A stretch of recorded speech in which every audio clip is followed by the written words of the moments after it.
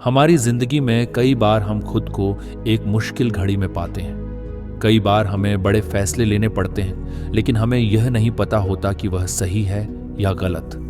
क्या उस फैसले का परिणाम हमारे जीवन में खुशियां लाएगा या मुसीबत? लेकिन कई बार हमारे पास सही निर्णय लेने के सुझाव नहीं होते और हम जल्दबाजी में फैसला कर लेते हैं, और उन फैसलों की वजह से हमारी जिंदगी सुखमय हो सकती है या फिर हमारी जिंदगी नरक से भी बढ़कर हो सकती है। इसलिए सही फैसला लेने की क्षमता हमारे जीवन में सफलता हासिल करने के लिए आवश्यक है। तो चलिए आज की इस बोध कहानी के माध्यम से जानते हैं कि जीवन में सही फैसले कैसे लिए जाएं, और यह भी कि सही निर्णय लेने का तरीका कौन सा है। तो बिना किसी देरी के कहानी शुरू करते हैं। चैनल को सब्सक्राइब कर लीजिए और आपसे एक रिक्वेस्ट है कि आप इस वीडियो को पूरा देखिए। दोस्तों, कई साल पहले की बात है। एक छोटे से राज्य में एक बौद्ध भिक्षु निवास कर रहे थे, जिन्हें सभी जगहों पर उनके ज्ञान के बड़े चर्चे थे। वह बौद्ध भिक्षु बहुत ज्ञानी थे। उनके पास लोग बहुत दूर दूर से आते थे ताकि वे उनसे अपनी समस्याओं का समाधान प्राप्त कर सकें। उनके पास कोई भी कैसी भी समस्या लेकर क्यों ना आए, वह समस्या का समाधान अवश्य करते थे। जब भी वह किसी की समस्या सुनते तो उस समस्या को बड़े ही ध्यान से सुनते, समझते, उसमें लीन हो जाते, और उसके बाद कुछ देर के लिए वह आंखें बंद करते और समस्या के बारे में अच्छे से सोच विचार करते, और उसके बाद उसका समाधान देते। ऐसे में कोई भी व्यक्ति उनके बारे में केवल एक ही बात सोचता था, शायद इन साधु के पास कोई ऐसी चमत्कारिक शक्तियां हैं जिससे यह समाधान पूछते हैं और उसके बाद हमें वह समाधान बताते हैं।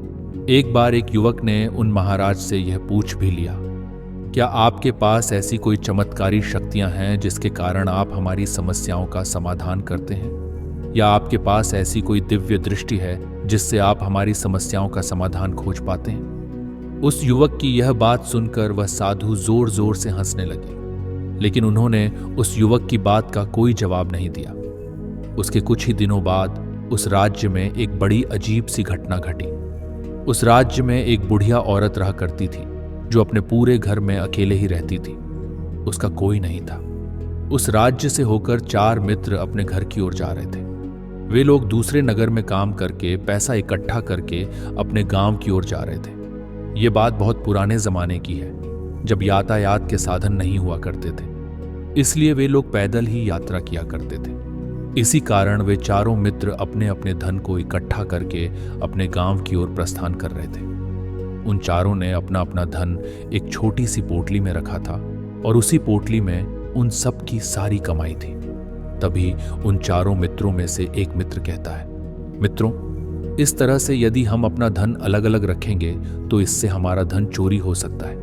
क्यों ना हम अपना सारा धन एक ही पोटली में रख दें, जिससे हम सब इस पर ध्यान भी दे सकेंगे और हमारा धन सुरक्षित भी हो जाएगा। और जब हम अपने गांव पहुंच जाएंगे तो हम वहां पर अपना अपना हिस्सा इसमें से ले लेंगे। उन तीनों मित्रों ने उस युवक की बात मान ली, और वे सभी मिलकर अपना धन एक ही पोटली में रख देते हैं, और वे सभी मिलकर अपने गांव की ओर आगे बढ़ते हैं। चलते चलते काफी समय बीत चुका था और अब रात्रि होने वाली थी।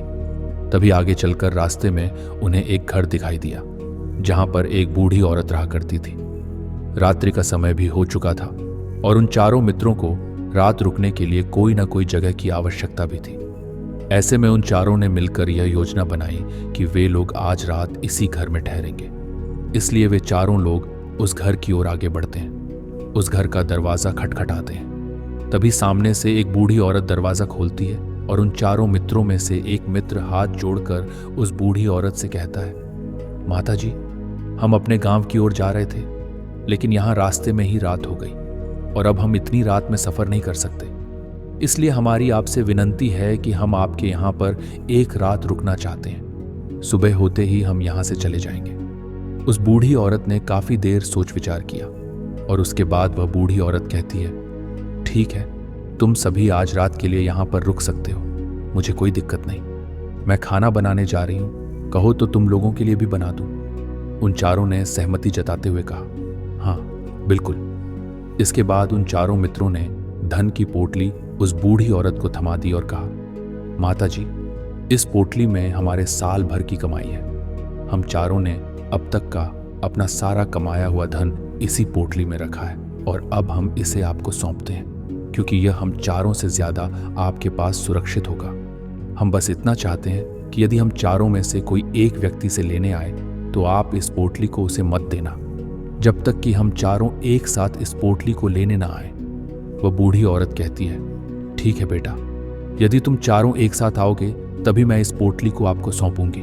और वैसे भी आप लोग तो सुबह यहाँ से चले जाने वाले हैं, मैं आपको सुबह ही यह पोटली थमा दूंगी। वह धन की पोटली उस बूढ़ी औरत को थमाकर चारों मित्र निश्चिंत हो जाते हैं कि अब उनका धन सुरक्षित है और वे लोग खाना खाकर सो जाते हैं।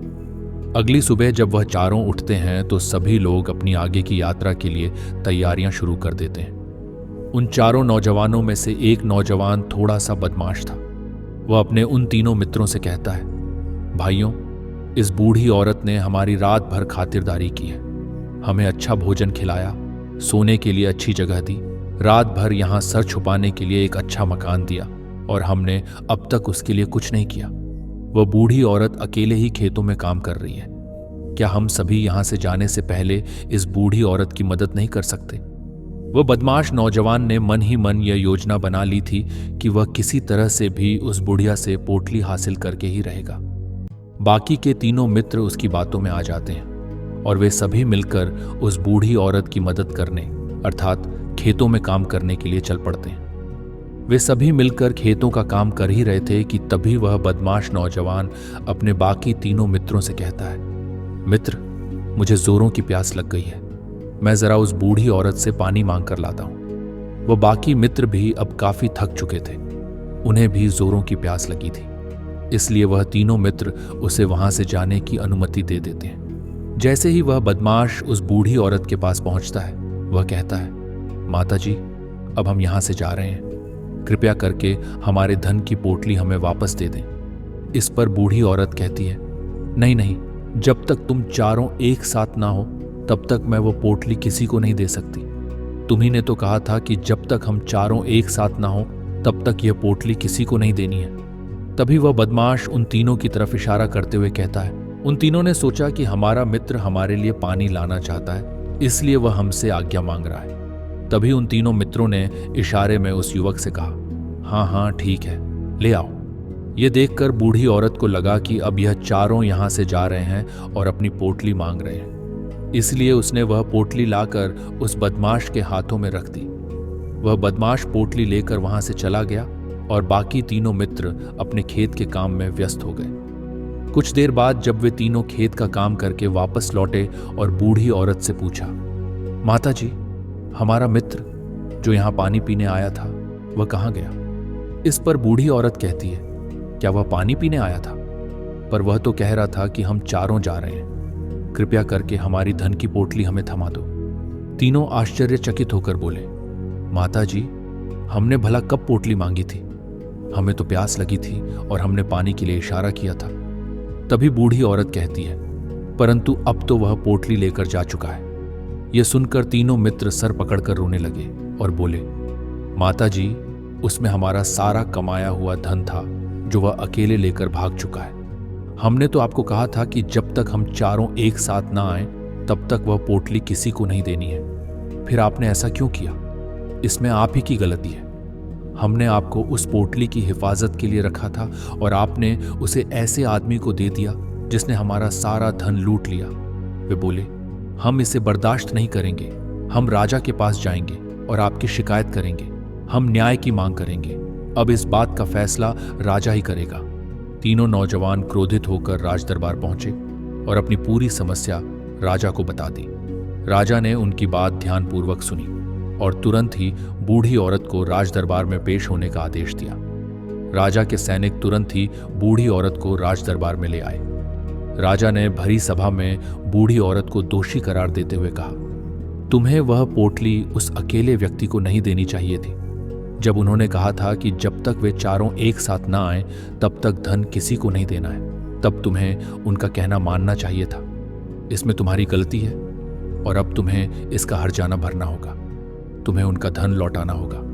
राजा का आदेश सुनकर बूढ़ी औरत फूट फूट कर रोने लगी और मदद की गुहार लगाते हुए बोली, हे राजन, मैं तो एक बूढ़ी औरत हूं, मेरे पास इतना धन नहीं है और ना ही मेरे घर में कोई ऐसा है जो धन कमा सके। कृपा करके मुझ पर रहम करें। लेकिन राजा ने उसकी कोई बात नहीं सुनी। वह बूढ़ी औरत रोते हुए अपने घर की ओर जा रही थी। वह यह सोच रही थी कि आखिर इतना धन कहां से लाऊं? कैसे मैं उन लोगों का यह धन उन्हें लौटाऊंगी? मेरे पास इतना धन नहीं है। मैं क्या करूं? कैसे करूं? कहां से लाऊं इतना धन? यदि मैंने उनका धन नहीं लौटाया तो राजा मुझे मार डालेगा। वैसे भी यह मेरी ही गलती है। जब उन चारों ने मिलकर मुझसे कहा था कि जब तक हम चारों एक साथ ना आए तब तक वह पोटली किसी को नहीं थमानी है, फिर भी मैंने वह पोटली केवल उस एक व्यक्ति को थमा दी। इसमें गलती तो मेरी ही है। वह रोते रोते यह सारी बातें सोचते हुए अपने घर की ओर जा रही थी। तभी रास्ते में उस बूढ़ी औरत को वहीं संत मिले, जो उस नगर में किसी भी समस्या का समाधान बड़ी सरलता और सहजता से करते थे। उन्होंने उस बूढ़ी औरत से कहा, क्या बात है बेटी, क्यों रो रही हो? इस पर वह बूढ़ी औरत उस संत को सब कुछ सच सच बता देती है और कहती है, हे महाराज, इसमें गलती तो मेरी ही है। उन चारों ने पहले ही कहा था कि जब तक वे चारों एक साथ ना आए तब तक वह पोटली मुझे किसी को नहीं देनी है। लेकिन मेरी हिम्मत मारी गई थी, जो मैंने वह पोटली केवल एक व्यक्ति को थमा दी और वह उनका सारा धन लेकर वहां से भाग गया। अब मुझे यह समझ नहीं आ रहा कि मैं वह सारा धन कहां से लाऊं, कैसे जुटाऊं। मेरे पास इतना धन नहीं है। राजा ने तो आदेश भी दे दिया है कि मुझे उनका धन लौटाना ही पड़ेगा, लेकिन मैं यह समझ नहीं पा रही कि इतना सारा धन मैं कहां से लाऊंगी। तभी वह संत उस बूढ़ी औरत से कहते हैं, शांत हो जाओ, मैं कोई ना कोई रास्ता जरूर निकालूंगा। इतना कहकर वह संत वहीं पर बैठ जाते हैं और ध्यान करने लगते हैं। कुछ देर के लिए आंखें बंद कर सोचते हैं, विचार करते हैं, मौन रहकर समस्या का समाधान निकालते हैं। उसके बाद वह संत उस बूढ़ी औरत से कहते हैं, बेटी, राजा ने जो किया है वह बिल्कुल गलत है। आपने जो किया इसमें आपकी कोई गलती नहीं है। राजा का फैसला गलत है। उन संत के इतना कहने पर बूढ़ी औरत चुप हो गई और यह सोचने लगी कि आखिर राजा का फैसला कैसे गलत हो सकता है। राजा तो सभी के लिए न्याय ही करते हैं और वह कभी किसी का बुरा नहीं करते। फिर आखिर आज राजा का फैसला कैसे गलत हो गया? उन संत और उस बूढ़ी औरत की बात आसपास के खड़े सभी लोग सुन रहे थे। वे भी बड़े अचरज में थे, क्योंकि राजा का फैसला कैसे गलत हो सकता है? राजा ने तो बिल्कुल सही फैसला लिया है। इस बूढ़ी औरत ने ही गलती की है। उन चारों का धन केवल एक ही को थमा दिया। ऐसे में इस बूढ़ी औरत को उनका धन तो लौटाना ही चाहिए। राजा ने गलत फैसला कहा ही कहाँ है। तभी वह संत उस बूढ़ी औरत से कहते हैं, जाओ और राज दरबार में कह दो कि हे राजन, आपका फैसला गलत है। और सही क्या है, गलत क्या है, इसका फैसला मैं करूंगा। पहले तो बूढ़ी औरत इतनी हिम्मत नहीं जुटा पा रही थी कि वह राज दरबार में जाकर भरे दरबार में राजा से यह कह सके कि राजन, आपका फैसला गलत है। लेकिन जैसे तैसे उसने हिम्मत जुटाई और वह राज दरबार पहुंची। उसने डरते हुए भरे दरबार में राजा से बड़ी थर्राई हुई आवाज में कहा, हे राजन, आपने जो फैसला किया है वह गलत है। इतना कहकर उसने राजा को सारी बात सच सच बता दी। उस बूढ़ी औरत की बात सुनकर राजा बहुत क्रोधित हुआ। राजा ने उस बूढ़ी औरत से कहा, कौन है वह संत जिसने मेरे फैसले को गलत बताया है? क्या उन्हें नहीं लगता कि मैंने सही निर्णय लिया है? मैं हर रोज कई निर्णय लेता हूँ, कई फैसले करता हूँ, लेकिन आज तक किसी ने मुझसे यह नहीं कहा कि मेरा फैसला गलत है। यदि उन संत ने मुझे सही फैसला ना सुनाया तो मैं उन्हें फांसी की सजा दे दूंगा। ये बात पूरे नगर में फैल गई। सभी लोग ये जानने के लिए हैरान थे कि आखिर वह साधु ऐसा कौन सा फैसला सुनाने वाले हैं जो राजा से भी उचित होगा और जिसमें सबके लिए न्याय होगा। राजा ने सैनिकों को तुरंत ही आदेश दिया, जाओ और संत को राज दरबार में लाओ। राजा की आज्ञा के अनुसार वे सैनिक तुरंत ही उन संत को लेने के लिए निकल पड़े। वे लोग कुछ ही देर बाद उन संत को लेकर राज दरबार पहुंचे। राज दरबार में सभी लोग उपस्थित थे और उन संत के फैसले का इंतजार कर रहे थे। उन संत को देखकर राजा कहता है, महाराज, आपको ऐसा क्यों लगता है कि हमने जो फैसला किया है वह गलत है? इस बुढ़िया ने यह वादा किया था कि वह चारों लोगों को एक साथ ही वह पोटली सौंपेगी। फिर आखिर उसने अपना वादा क्यों तोड़ा? इसने यह गलती क्यों की कि इसने केवल एक ही को पोटली थमा दी और वह उनका सारा धन लेकर यहां से भाग गया? तो क्या इसमें इसकी गलती नहीं है? क्या इससे इनका धन नहीं लौटाया जाना चाहिए? इस पर वह साधु बड़ी विनम्रता से राजा से कहते हैं, हे राजन, यह आपका फैसला था, लेकिन मैं आपसे कुछ कहना चाहता हूं। इस पर राजा कहता है, ठीक है, कहिए, आप क्या कहना चाहते हैं। वह साधु बड़ी विनम्रता से राजा से कहता है, हे राजन, जैसा कि वादा किया गया था कि पोटली एक साथ उन चारों को ही दी जाएगी, तो अभी तो यह केवल 3 है, चौथा कहाँ है? तो इनसे कहिए कि यह लोग यहां से वापस जाएं और अपने उस चौथे मित्र को यहां लेकर आएं, तभी इनका धन वापस किया जाएगा। वादा भी ऐसा ही किया गया था कि जब तक चारों लोग एक साथ न हो तब तक उनका धन उन्हें नहीं लौटाया जाएगा। और यदि यह बूढ़ी औरत इन तीनों को धन लौटा देती है तो यह बूढ़ी औरत अपना वादा तोड़ देगी और यह सही नहीं है। इसलिए यदि आप चाहते हैं कि इनका धन लौटाया जाए तो पहले इनसे कहिए कि यह लोग जाएं और अपने उस चौथे मित्र को यहां पर वापस ले आएं। उस राज दरबार में हर कोई इस बात को सुनकर बहुत खुश हुआ। सभी ने उन संत की बहुत तारीफ की। राजा भी उन संत के इस फैसले से पूरी तरह से सहमत था। राजा तुरंत ही उन संत के सामने सिर झुका लेता है और हाथ जोड़कर उनसे कहता है, हे महाराज, आपका यह फैसला इतना सही कैसे हो सकता है? आखिर यह बात मेरे दिमाग में क्यों नहीं आई? मैंने इस बात को इस तरह से क्यों नहीं सोचा?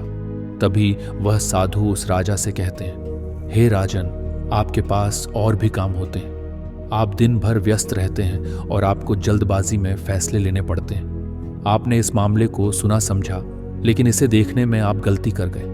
आपने केवल ऊपरी तौर पर देखा और इसकी गहराई तक जाने का प्रयास नहीं किया। यदि आपने इस मामले की गहराई को देखा होता और समझा होता तो आप भी इसी नतीजे पर आते। जब तक हम किसी मामले की गहराई तक नहीं जाते तब तक हम उसका सही समाधान नहीं निकाल सकते। हम में से अधिकांश लोग तो अपने फैसले केवल जल्दबाजी में लेना चाहते हैं, भले ही वह मामला कितना भी गंभीर क्यों ना हो। हमें तो बस अपना हक चाहिए, भले ही फैसला आगे चलकर हमारे लिए नुकसानदायक क्यों ना हो, लेकिन हम उस मामले की गहराई तक जाने की सोचते तक नहीं। तभी राजा उन संत से कहता है, हे महाराज, क्या आपके पास कोई दिव्य शक्तियां हैं?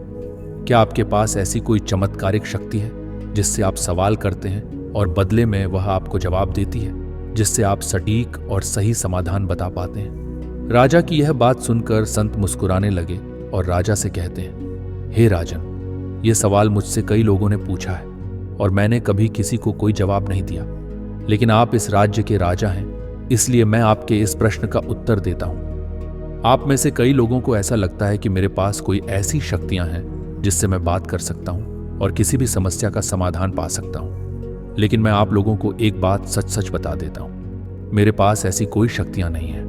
मैं तो केवल हर मामले की गहराई तक सोचता हूं, उस पर विचार करता हूं, और जब मैं विचार करता हूं तो मेरे सामने कई समाधान आते हैं। जो समाधान मेरे सामने आते हैं मैं उन पर भी विचार करता हूं, और जब मुझे लगता है कि इस समस्या का समाधान यही होना चाहिए तभी मैं उसे बताता हूं। अब आप ही सोचिए, अगर आप जल्दबाजी में यह फैसला लेकर इस बुढ़िया का जीवन पूरी तरह से बर्बाद कर देते तो क्या होता? हमारा पूरा जीवन केवल एक फैसले पर निर्भर करता है। यदि वह फैसला सही हुआ तो हमारा जीवन अच्छा बन जाएगा, और यदि वह फैसला गलत निकला तो हमारा जीवन नर्क से भी बदतर हो सकता है। इसलिए यदि आप सही और सटीक फैसला लेना चाहते हैं तो आपको मौन रहना सीखना पड़ेगा। मौन रहकर उस पर विचार करना सीखना होगा, क्योंकि हमारे फैसले ही हमारा भविष्य तय करते हैं, हमारी जिंदगी का अगला पड़ाव तय करते हैं। फिर चाहे वह फैसले छोटे हों या बड़े, वे ही हमारी जिंदगी को निर्धारित करते हैं। इसलिए सबसे पहले हमें सही फैसले लेने के लिए मौन रहना सीखना आवश्यक है, उन पर विचार करना आवश्यक है। और जब आप ऐसा करते हैं तो आपके सामने एक ही समस्या के कई समाधान निकल कर आते हैं। जब आप उन पर गौर करेंगे तो आपको यह समझ में आएगा कि उन फैसलों का समाधान कैसा होना चाहिए, उस समाधान से आपको क्या फायदा होगा और क्या नुकसान होगा। इस पर सोचने और विचार करने से ही आप उसे समझ सकते हैं। तभी आप यह निर्णय भी ले सकते हैं कि क्या यह समाधान उचित रहेगा या नहीं। यह सब संभव हो सकता है यदि हम कम बोलना शुरू करें। अब पूरी तरह से मौन हो जाने का अर्थ यह है कि आप भीतर से शांत हो जाएं। जब आप भीतर से शांत होने लगते हैं तो आपका मन स्पष्ट होने लगता है, साफ होने लगता है। आप किसी भी चीज पर सोच विचार कर सकते हैं। जब आप भीतर से शांत होने लगते हैं तो आप ऊपर से भी कम बोलते हैं। धीरे धीरे कम बोलने के आदी हो जाने से आप साफ और स्पष्ट तौर पर सोच और समझ पाते हैं। आपके विचारों में शुद्धता आ जाती है। इससे आपको यह साफ और स्पष्ट देखने को मिल जाता है कि कौन सा फैसला सही होगा और कौन सा गलत। आपको यह भी समझ में आने लगता है कि उस परिस्थिति में क्या करना चाहिए और क्या नहीं। लेकिन हम में से अधिकांश लोग अपने आप को सही साबित करने के लिए और खुद को ऊंचा दिखाने के लिए अत्यधिक बोलते हैं। इतना बोलते हैं कि हर कोई उनकी बातों को गंभीरता से लेना बंद कर देता है। उन्हें ऐसा लगता है कि ज्यादा बोलना ही हमारा शस्त्र है। लेकिन वे यह भूल जाते हैं कि अत्यधिक बोलकर वे मूर्ख बन रहे हैं। लोग उनका मजाक उड़ाते हैं, उन्हें मूर्ख समझते हैं और उनसे दूर रहने लगते हैं। लेकिन जब आप भीतर से शांत होने का प्रयास करते हैं और धीरे धीरे शांत होने लगते हैं तो आप खुद ब खुद कम बोलना शुरू कर देते हैं। जब आप कम बोलना शुरू करते हैं तो आप अपने आप को बहुत अच्छी तरह से समझना शुरू कर देते हैं, अपने आप पर अच्छी तरह से विचार करना शुरू कर देते हैं। तब आपको यह बात भी अच्छी तरह से समझ में आने लगती है कि जो हम बेकार की बकबक करते हैं उससे हमारे शरीर की कितनी ऊर्जा व्यर्थ हो जाती है। ये ऊर्जा किसी जरूरी काम में लगाई जा सकती है। इसे फैसले लेने में लगाया जा सकता है जिससे हम तनाव मुक्त रह सकते हैं और अच्छी नींद भी ले सकते हैं। अगर आप इसी प्रकार सोच विचार कर फैसले लेना शुरू करते हैं तो आपका मस्तिष्क भी बेहतर तरीके से काम करने लगता है। आपका मस्तिष्क पहले से ज्यादा शक्तिशाली हो जाता है। इसका एक उदाहरण मैं आपको बताना चाहूंगा। जब आप स्कूल में पढ़ते थे या आज भी पढ़ रहे हो तो आपने देखा होगा कि जो बच्चे होनहार और होशियार होते हैं वे बहुत कम बातें करते हैं। वे अपना समय सही चीजों में लगाते हैं। अधिकांशतः वे मौन रहकर ही अपना समय बिताते हैं। इसी वजह से वे पढ़ाई में तेज होते हैं। वे जो कुछ भी पढ़ते हैं उसे याद कर लेते हैं। लेकिन दूसरी तरफ जो लोग बहुत अधिक बोलते हैं, अगर आप उन्हें 24 घंटे भी दें तो भी वे उन चीज़ों को उस तरह से याद नहीं रख पाते जैसे मौन रहने वाले बच्चे याद कर लेते हैं। महान चाणक्य ने भी कहा है कि जो व्यक्ति यह समझ जाता है कि उसे कब, कहाँ और कितना बोलना चाहिए, उसे सफल होने से कोई नहीं रोक सकता। आप इतिहास उठाकर देख सकते हैं, आज तक जो भी लोग महान और सफल हुए हैं वे कम बोलने वाले थे। उनका पूरा ध्यान केवल अपने लक्ष्य पर होता था। वे अपना समय अपने लक्ष्य को पाने में लगाते थे। इसलिए आपको भी यह आदत अपने जीवन में उतारनी चाहिए। कम बोलने का अर्थ ये नहीं है कि आप ऊपर से कम बोलें, बल्कि भीतर से कम बोलें। भीतर से शांत रहना सीखें। यदि आप रोज इसका अभ्यास करेंगे तो कुछ दिनों में ही इससे होने वाले लाभ आपको नजर आने लगेंगे। दोस्तों, आपने आज के इस वीडियो से क्या सीखा वो मुझे कमेंट में जरूर बताएं। मैं उम्मीद करता हूं कि आपको आज की वीडियो पसंद आई होगी। इस वीडियो को उस इंसान के साथ शेयर करें जिसे यह कहानी सुनने की जरूरत है। चैनल को सब्सक्राइब करना ना भूलें। चलिए फिर मिलते हैं एक नई वीडियो में एक नए मैसेज के साथ। तब तक के लिए अपना ख्याल रखें। धन्यवाद।